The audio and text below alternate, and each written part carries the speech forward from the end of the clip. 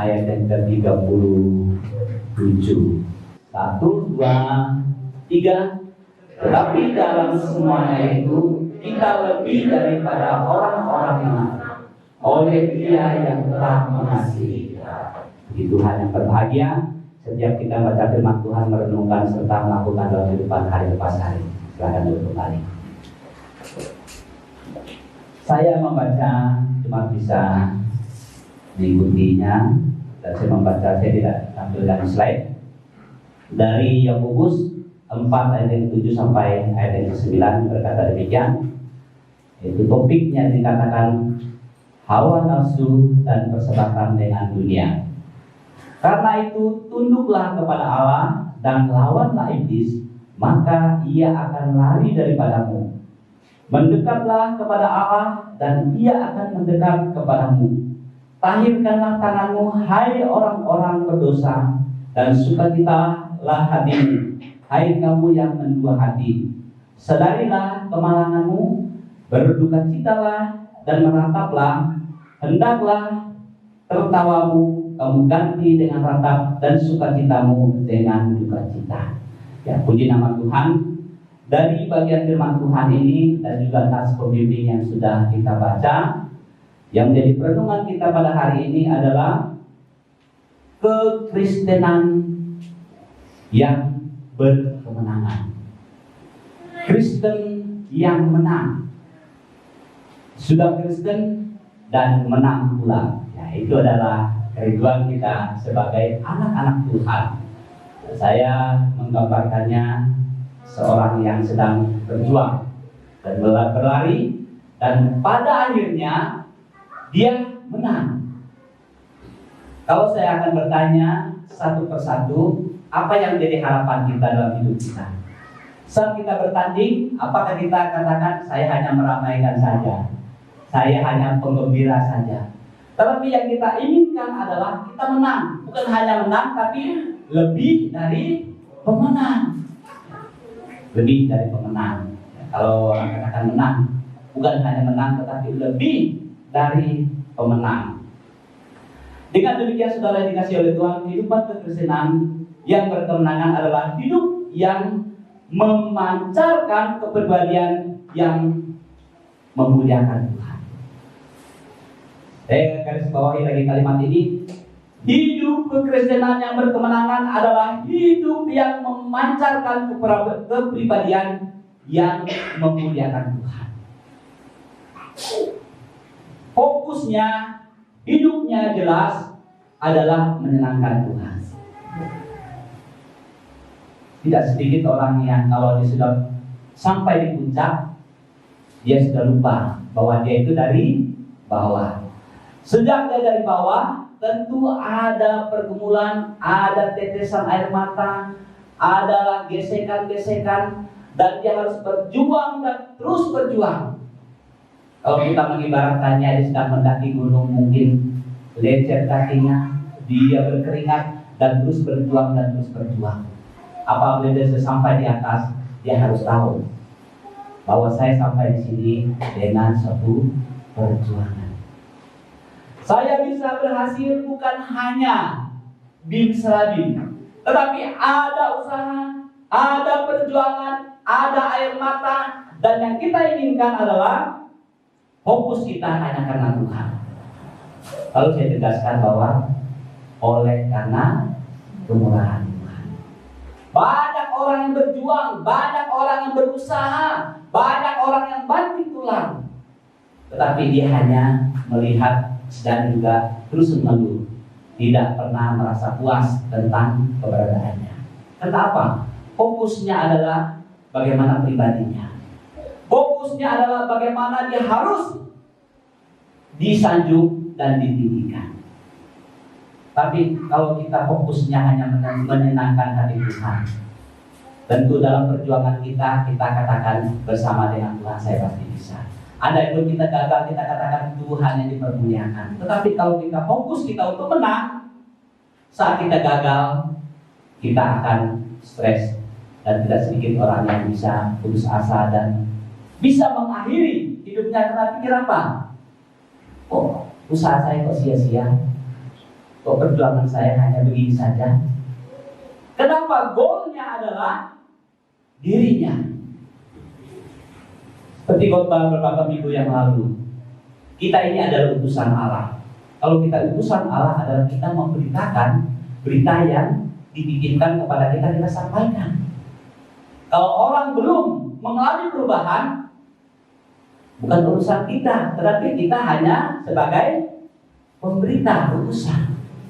Demikian juga dalam hal ini saudara dikasih oleh Tuhan, kalau fokus kita memuliakan Tuhan, fokus kita menyenangkan hati Tuhan, maka kita akan menikmati apa yang artinya dengan kata kemenangan dan kita menang.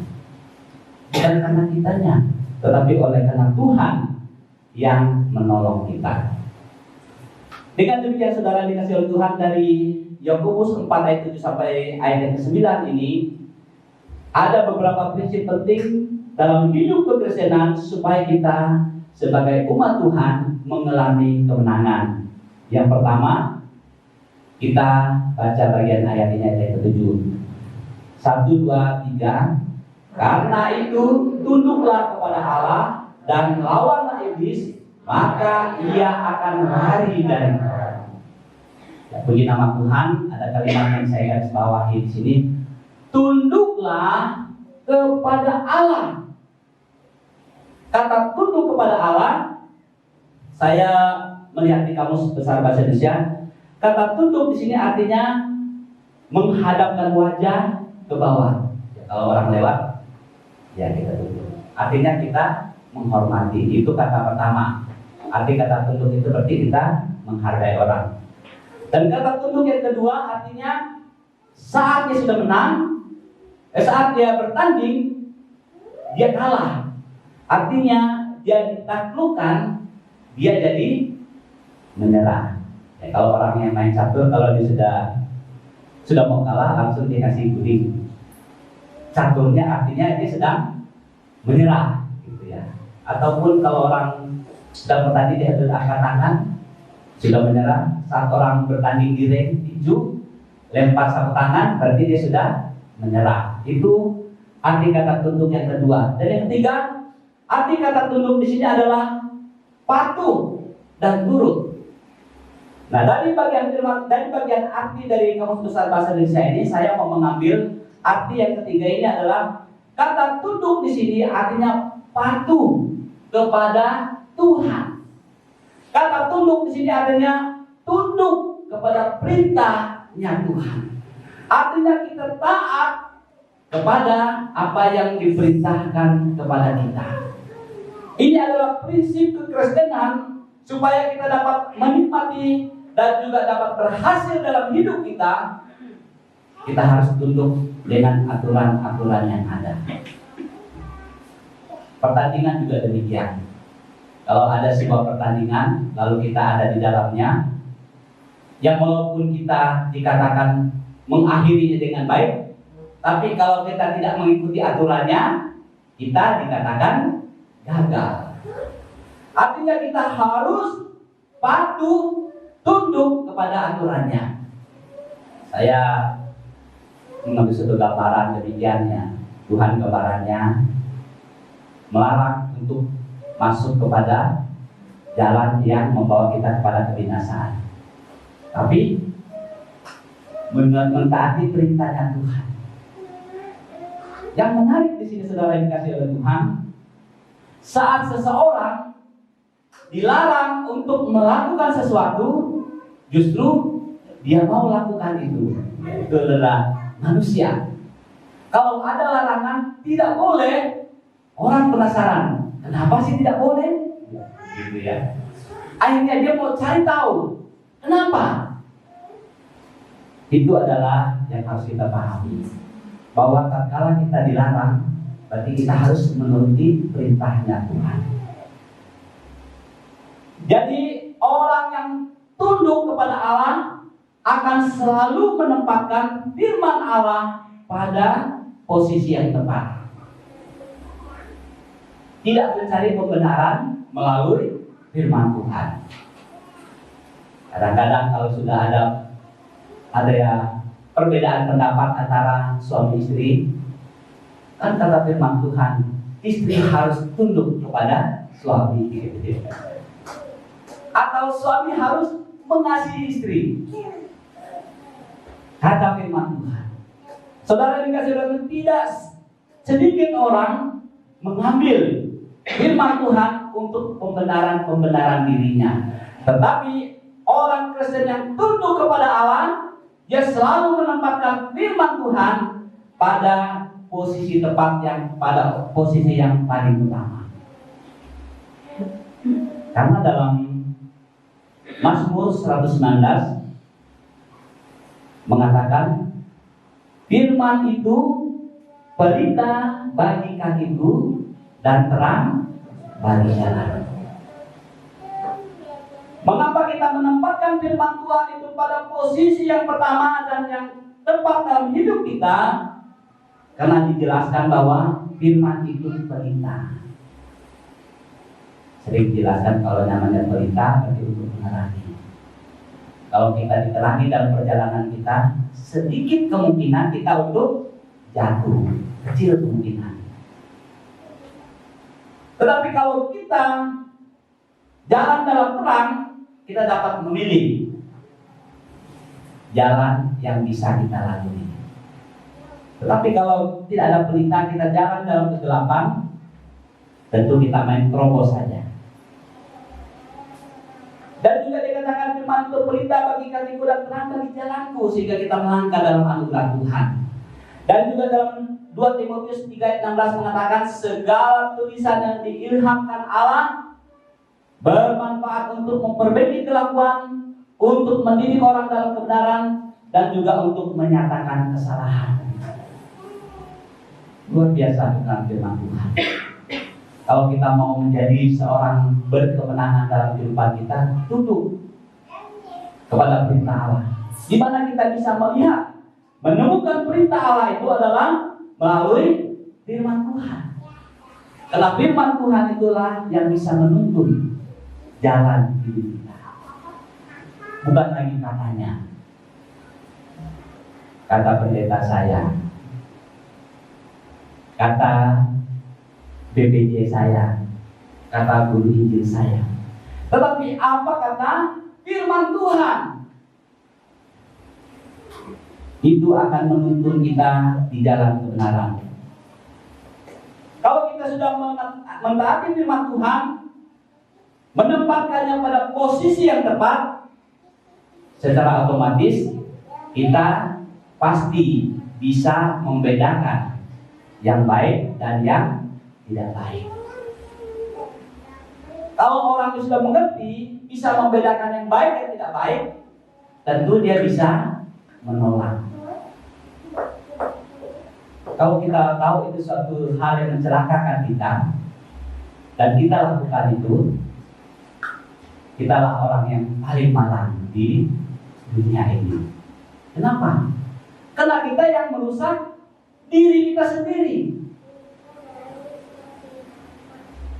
Ibu saya waktu mengurus kami sebagai anak-anak, kalau ada luka sedikit dia bilang, oh dia rawat dengan baik, supaya tidak ada bekas, tidak berbekas. Hingga kami dewasa, pernah luka, dia katakan, dulu ibu merawat kamu supaya tidak ada bekas-bekas lukanya, tapi kamu ceroboh. Orang biasa mengurus kita dengan baik, tetapi kita sendiri yang tidak mengasihi diri kita. Kalau kita tidak mengasihi diri kita, bagaimana kita bisa mengasihi orang lain? Ukurannya ada diri kita sendiri. Kita ceroboh dengan diri kita, tidak mau merawat diri kita. Bagaimana kita mau orang yang di jauh ataupun luar daripada kita sendiri aja tidak bisa dirawat, apalagi orang lain. Dengan demikian saudara dikasihi oleh Tuhan, kalau kita menempatkan firman Tuhan pada posisi yang tepat, tentu kita bisa dan akan mau membedakan baik dan yang tidak baik. Hewan juga bisa membedakan makanan yang baik dan makanan yang tidak baik. Kok dia lebih mengerti daripada manusia ini? Artinya manusia ceroboh, tidak mentaati perintah Tuhan dan tidak tunduk kepada perintah Tuhan. Kalau orang yang tunduk kepada perintah Tuhan, tentu hidupnya akan menjadi damai. Kalau dia tidak tunduk, tentu dia akan tertuduh sendiri. Tanpa dituduh pun dia akan tertuduh. Kenapa? Saya malu. Malunya kenapa? Anda perlu tahu lah, hanya saya sendiri yang tahu kan. Begitu artinya ada sesuatu hal yang membuat kita tertuduh. Kenapa? Karena kita mengerti firman Tuhan. Kalau kita tidak mengerti firman Tuhan, artinya kita jalan terus terobos terus saja ya. Itu adalah menggambarkan bahwa kita bukan orang Kristen yang sesungguhnya. Kalau namanya istilah kendaraan, orang yang ugal-ugalan. Ya saudara yang dikasih oleh Tuhan, penting bagi kita menjadi umat yang berkemenangan. Prinsip yang harus ada dalam kehidupan kita sebagai orang Kristen adalah, katakan 1, 2, 3, tunduk kepada Allah. Dan yang kedua, apa yang harus kita lakukan? 1, 2, 3, mendekatlah kepada Allah dan Dia akan mendekat kepadamu. Tahirkanlah tanganmu, hai kaum orang-orang berdosa, dan hai kaum yang berdua hati. Ya saudara dikasih oleh Tuhan, ada kalimat yang saya mau garis bawahi di sini adalah mendekatlah kepada Allah. Mendekatlah kepada Allah. Prinsip yang harus ada dalam kehidupan kita sebagai orang Kristen supaya kita menjadi umat yang berkemenangan adalah mendekatlah kepada Allah. Kenapa kita mendekat kepada Allah? Karena kita makhluk yang lemah, tidak kuat. Kita perlu topangan, kita perlu bantuan. Kita ini adalah makhluk sosial, bukan makhluk individual. Kita membutuhkan orang. Tidak ada orang yang tidak membutuhkan orang lain, siapapun dia. Orang kaya, orang miskin, orang hebat, kecil, besar, dibutuhkan. Jangan kita minder dengan keberadaan kita. Presiden kalau tidak ada rakyatnya, siapa yang akan menjadi presiden? Kan tidak ada kan? Orang kaya, barangnya banyak. Kalau tidak ada pembelinya, siapa yang mau beli? Dengan demikian saudara dikasih oleh Tuhan, bahwa mendekat kepada Allah ini, arti kata mendekat ini artinya ada satu tindakan untuk datang menghampiri. Berarti dia satu tindakannya, dia punya persoalan, dia datang mendekatkan diri. Dengan datang mendekatkan diri, tentu dia menemukan solusinya. Ada orang sakit, tentu kita utamanya adalah kita berdoa. Lalu ada tindakan kita, hikmat yang Tuhan berikan, tindakan untuk mendekat kepada orang yang tepat. Kalau sakit gigi, datang ke dokter gigi. Kalau sakit panas, datang ke dokter yang tepat. Artinya dia memberi solusi yang tepat bagi kita. Jangan kita punya persoalan, masalah dan tidak lari kepada hal yang tepat. Banyak orang hanya bergumul, hanya berputar di situ. Kenapa? Persoalannya tidak ditemukan, masalahnya tidak ditemukan, sehingga ya, katanya pergi pada orang pintar. Ya orang pintar ya memang pintar, dia bisa mengelabui orang gitu. Nah, usah buang uang banyak-banyak, udah datang di sini ditiup-tiup ya angin, dia bisa sepoi-sepoi jadi tidur gitu. Kita pulang seperti tersugesti, kita sudah pulang ya, sudah selesai. Tiba-tiba muncul lagi masalahnya. Kenapa? Karena persoalannya demikian. Contohnya kita merenovasi ruangan kita. Kita cat-cat di sini, setiap hujan rontok catnya lagi. Kita perbaharui, hujan rontok catnya lagi. Kenapa? Di atasnya tidak dibenerin. Setelah kita benerin, kita catnya jadi wajah Pak Pendeta yang gantengnya. Bukan gereja. Ya, gereja kita sudah cakep dan kita sudah enak di dalamnya. Saudara dikasih oleh Tuhan, artinya di sini mengatakan kita harus datang mendekat kepada orang yang tepat, karena disitulah kita menemukan solusinya. Untuk supaya kita menang, untuk mengalami kemenangan itu adalah mendekatlah kepada Tuhan. Dalam Matius 11 ayat 8 dikatakan, marilah kepadaku semua yang letih, lesu, dan berbeban berat. Aku akan memberikan kelegaan kepadamu. Manfaat kita untuk datang kepada Tuhan, manfaat untuk kita mendekat kepada Tuhan adalah kita akan mendapat kelegaan. Apa masalah kita? Apa solusi kita? Apa yang membuat kita benar? Apa yang membuat kita letih? Apa yang membuat kita tidak berdaya saat ini? Di sini dikatakan, datang kepada Tuhan, mendekat kepadanya, Dia akan memberikan kelegaan kepada kita. Jadi, yang menjadi perenungan kita adalah, betulkah dan apakah kita sungguh-sungguh memuji Tuhan, melayani Dia, dan mendekat kepada Tuhan? Kalau kita datang kepada hal yang tepat, kepada orang yang tepat, kepada Tuhan Yesus Kristus, maka kita akan mengalami ketenangan, kita akan mengalami kelegaan, kita akan mengalami damai sejahtera. Itu intinya. Tapi kalau kepada orang lain, bukan kepada hal yang tepat, tentu yang ada adalah mungkin kita diploroti. Seorang wanita yang berdarahan, sudah 12 tahun. Terakhirnya dia datang kepada Tuhan, menjamah juga Tuhan Yesus Kristus. Banyak orang yang berjuang dengan kemampuannya, sehingga saat dia sudah tak berdaya, istilah dia melihat bahwa ada yang lebih luar biasa dari hal itu, yaitu datang kepada Tuhan. Dengan mendekat kepada Tuhan, kita dapat menikmati kemenangan yang sesungguhnya. Saudara, menjadi umat yang berkemenangan, prinsip yang harus ada dalam kehidupan kita sebagai anak Tuhan adalah mendekatlah kepada Tuhan. Yang ketiga, kita baca bagian firman Tuhan ini. Saya membaca bagian yang terakhir ini, dikatakan mendua hati. Mendua hati. Sekarang dikasih oleh Tuhan, mendua di sini, mendua hati berarti orang yang bimbang, merasa tidak tenang hidupnya, dia kurang percaya, dan dia ragu-ragu.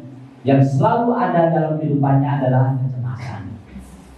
Dia percaya Tuhan, tapi dari satu sisi dia mencintai dunia.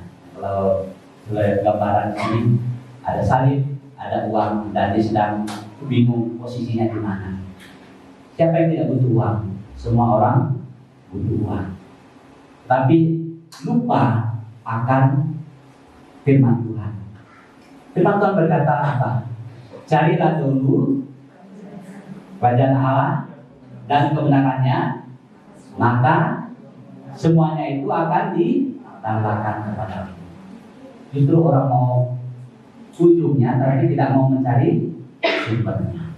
Sehingga orang berjuang untuk hal yang sifatnya fana dan lupa kepada hal yang harta adalah yang Tuhan berikan untuk kita nikmati selama kita ada di dunia ini. Dan harta kekayaan itu tidak akan kita bawa saat kita mati. Nah, oleh karena itu saudara dikasih oleh Tuhan, yang harus kita lakukan dalam kehidupan kita adalah harus fokus kepada Allah, utamakan Tuhan dalam kehidupan kita, maka kita akan menjadi orang yang tenang. Memang saudara dikasih oleh Tuhan, saat kita menduakan sesuatu, kita pasti akan gelisah dalam hidup kita, pasti tidak tenang dalam hidup kita. Kenapa? Tidak mungkin manusia adil untuk menduakan, tidak akan bisa. Tapi saudara dikasih oleh Tuhan harus fokus dengan hal dan satu hal, yaitu kepada Tuhan kita Yesus Kristus. Kalau kita hanya mendua, tentu kita tidak tahu endingnya di mana. Ada cerita orang tua dulu, yaitu tentang kalau kami bilang itu ya tentang kalong kelelawar ya, kalong ya kelelawar itu dia sejenis apa? Kalau dibilang burung, kepala tikus, kalau dibilang tikus tetapi dia bisa terbang. Makanya dia mempunyai dua karakter, akhirnya dia mati sia-sia, tidak ada orang yang melayat katanya orang tua kami. Hanya cerita itu kayaknya. Waktu si kalong ini meninggal, datang tikus katanya, ini ada wargamu yang meninggal, burung. Burung-burung datang melayat, bilang, oh bukan, kepalanya beda, bukan kepala burung. Akhirnya pergi. Lalu burung katakan, bukan itu sebangsa kali, itulah sebangsa kalian harus yang membunuh dia. Tikus datang, melihat, loh bukan bangsa kami, dia ada sayap. Artinya akhirnya kalong itu hanya mati membusuk di situ, tidak ada orang yang perhatikan dia. Kenapa? Dia punya identitas yang benar. Itu hanya cerita. Tapi saya bisa bayangkan bahwa kalau kita mencintai dunia, lalu kita katakan tidak juga putih, tidak juga hitam, kita hanya abu-abu, dan kita bingung. Kalau ada mungkin surga, ada neraka, ada alternatif, kita bisa di tengah. Cuma hanya dua, surga dan neraka. Kalau kita tidak benar berarti neraka. Kalau kita benar artinya surga. Tidak ada yang abu-abu kayak si kalong. Nah, saudara yang dikasih oleh Tuhan itu hanya cerita, tapi yang menarik bagi saya di sini adalah kalau kita mendua hati, tentu ada ketimbangan dalam hidup kita. Dalam Yakobus 3 ayat 11-12 mengatakan, adakah sumber memancarkan air tawar dan air pahit di mata air yang sama? Tidak mungkin. Kalau mata airnya tawar, tentu yang dikeluarkan adalah tawar. Kalau mata air itu asin, yang dikeluarkan adalah asin.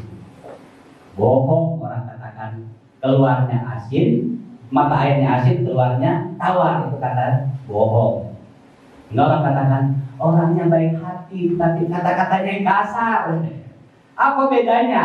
Kan artinya kalau kasar keluar dari mulutnya, tentu itu memancarkan hatinya. Ya kalau dia ceplos-ceplos, artinya hatinya ceplos-ceplos, tidak akan baik. Tentu kita membelakan, ya sih orangnya baik sebenarnya sih, tapi tampilannya tidak baik gitu ya. Saudara yang dikasih oleh Tuhan, adakah air tawar memancarkan air asin? Tidak. Tawar asin ya asin. Firman Tuhan mengatakan orang yang menduakan hati, dia kayak ombak air kapal yang diombak hati. Tidak ke tepi, tidak ke tanah, hanya terombang-ombang di situ. Jemaat yang dikasih oleh Tuhan, orang yang mendua hati adalah orang yang mencoba menyenangkan hati Allah, tapi dia terikat dengan dunia supaya dilihat orang hantam. Tetapi hatinya siapa yang tahu? Dalamnya hati, di depan manusia kita bisa bersandiwara, tetapi di dalam hati hanya urusan kita dengan Tuhan. Oleh karena itu jemaat yang dikasih oleh Tuhan, jangan mendua hati. Tetaplah fokus kepada Allah. Kalau kita sudah percaya kepada Tuhan, maka bonusnya adalah dikatakan bahwa carilah dulu kerajaan Allah dan kebenarannya, maka semuanya itu akan ditambahkan kepada kita. Jadi saudara dikasih oleh Tuhan, di sini dikatakan bahwa menjadi umat yang berkemenangan, prinsip yang harus ada dalam kehidupan kita adalah tidak boleh menduakan hati. Dan yang terakhir, ayat yang ke-9, 1, 2, 3, sedarilah kemalanganmu, bersukacitalah dan merataplah, hendaklah tawamu kamu ganti dengan ratap dan sukacitamu dengan sukacita. Ini berbicara tentang emosi. Karena dia dikatakan sadarilah, sadarlah, insaflah. Ya saudara dikasih oleh Tuhan, sadarlah. Karena gara-gara emosi ini, hanya satu kata ini dampaknya luar biasa. Dia dikatakan bagai api yang kecil bisa membakar seluruh hutan. Kenapa? Tidak bisa mengontrol emosi. Nah, sini dikatakan tidak mau dikendalikan oleh emosi. Saya katakan dikendalikan. Kalau dikendali artinya kita yang mengendalikan. Ibaratnya kita naik motor ya kita kendalikan. Mau ke kiri, kiri, kanan, kanan. Kalau kita mau celaka ya kita nabrak aja. Kalau nabrak siapa yang salah, motor atau kita? Jangan salah motor, motor saya memang jelek ini gitu ya. Motor saya memang tua gitu ya. Kalau masalah tuanya yang mengendarainya yang tidak waras. Jangan salahkan benda mati lah ya. Kita gara-gara ceroboh kita mencari kambing hitamnya. Ada orang yang karena ceroboh hidupnya, dia minum minuman keras, dia naik kendaraan motor, jatuh di got, marah-marah. Kenapa orang bikin got di sini? Jadinya. Memang gotnya dari dulu tidak pernah dibuat, marah di sama got ini. Saudara dikasih oleh Tuhan, apa yang dikatakan kita pahami tentang emosi? Emosi ini adalah perasaan yang ditunjukkan kepada seseorang atas sesuatu hal. Orang bisa lihat, Pak Masri Haji cerah ya, dari emosinya gitu ya. Kalau Pak Masri orang datang nanti sikapnya bagaimana? Pasti ada sesuatu ya, gitu ya. Kenapa? Karena itu adalah perasaannya yang kelihatan. Dan juga emosi itu adalah reaksi yang muncul. Tiba-tiba refleks. Mungkin ada masalah di luar, akhirnya refleks ke rumah.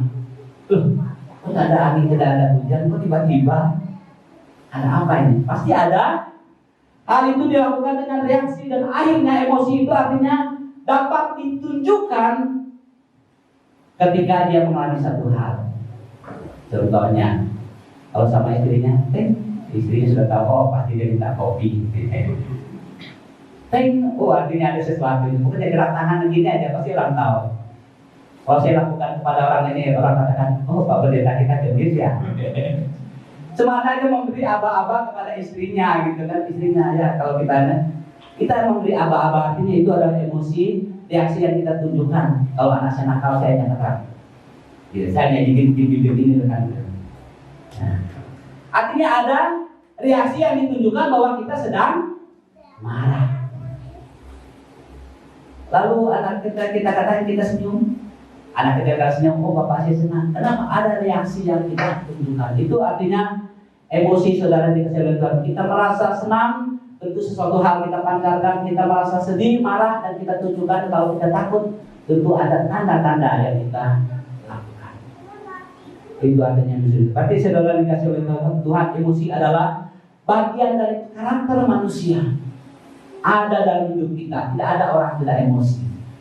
Persoalannya adalah kita yang harus mengendalikannya. Siapa yang tidak bisa marah di sini? Bohong gitu. Kalau tidak pernah marah bohong gitu ya. Kalau kita lihat Alkitab juga Yesus marah. Waktu orang menggunakan baik Allah dengan tidak sewajarnya, dia marah. Tuhan hanya marahnya gitu sampai banding meja lagi. Pak saya belum banding meja. Nah, bukan maksud saya di sini adalah bahwa itu adalah bagian karakter daripada manusia adalah bagaimana kita mengendalikan kemarahan kita. Marah sama anak boleh. Ada sampai orang marah sama anak, dia pukul anaknya dengan balok, akhirnya anaknya meninggal. Yang salah siapa? Baloknya bukan baloknya salah. Yang salah adalah emosinya tidak terkontrol. Bagaimana kita mengontrol emosi kita, menjaga hati kita, menjaga seluruh perasaan, reaksi yang kita tunjukkan supaya dampaknya bagaimana? Kenapa? Emosi tadi hanya sesaat, tetapi dampaknya luar biasa. Bisa menghanguskan hutan yang besar dengan oleh yang kecil.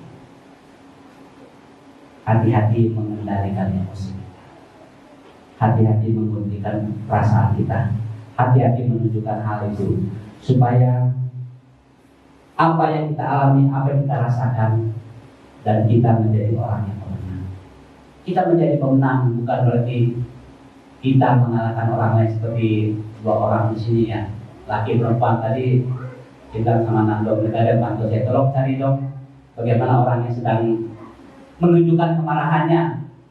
Lalu diambil perempuan, nanti perempuan bilang, masa perempuan yang marah lakinya nggak marah gitu. Ambil lakinya, kok perempuannya nggak marah, akhirnya udahlah, pokoknya dua-duanya main pukul-pukulan sampai benjol yang menang lah gitu kan. Oleh karena itu, saya garis bawahi di sini adalah tidak mau dikendalikan oleh emosi. Yang mengendalikan emosi siapa? Urut dada ya, saya harus mengendalikan emosi. Tidak ada yang sempurna. Semua orang ada emosinya, tetapi harus mengendalikan. Pada waktu dia mulai marah sama suaminya, lihat, oh suami saya ganteng ya, masa dimarahin sih? Kalau mau marahin istri, oh istri saya cantik ya, masa dimarahin? Kalau dimarahin kenapa harus dipanggil? Dia sudah enak-enak sama orang tuanya, kalau kita panggil kita marah-marahin. Suaminya, lakinya enak-enak sama orang tuanya, kita panggil kita marah-marahin. Di rumahnya tidak pernah dimarahin, terus kita panggil kita marahin. Pulangkan saja saya ke orang tuaku, yang mau apa? Lebih baik saya di orang tua saya disayang-sayang, saya di sini disuruh pulang-pulang, mau pulang kemana? Katakan dalam hati saudara, saya harus mengontrol emosi. Saya tidak mau emosi lagi. Tidak ada untungnya, yang ada adalah rugi. Kalau kita emosi tak mau orang temenan sama kita, kenapa? Orangnya emosi tidak usah temenan sama dia, kenapa? Orangnya kayak bensin aja gitu. Kasih sini kita dikorek, pop, dia meledak. Saudara, yang penting untuk dilaksanakan dalam kehidupan kita adalah kita harus mengontrol, mengendalikan emosi kita, kendalikan. Menjadi umat yang berkemenangan, prinsip yang harus ada dalam kehidupan kita sebagai orang Kristen adalah tidak mau dikendalikan oleh emosi. Tidak mau dikendalikan oleh emosi. Sebagai penutup, kekristenan bukan melakukan yang menyenangkan dunia, tetapi melakukan apa yang benar di mata Allah. Jika kita lakukan itu yang benar, ingatlah bahwa kita mau memuliakan Tuhan, menyenangkan Tuhan dalam kehidupan kita. Dengan demikian, milikilah prinsip hidup yang benar dan jelas, sehingga kita dapat menjadi umat yang berkemenangan dengan cara 1, 2, 3, tunduk kepada Allah. 2, mendekat kepada Allah. 3, tidak mengeluarkan hati. 4, mari kita tunduk kepala.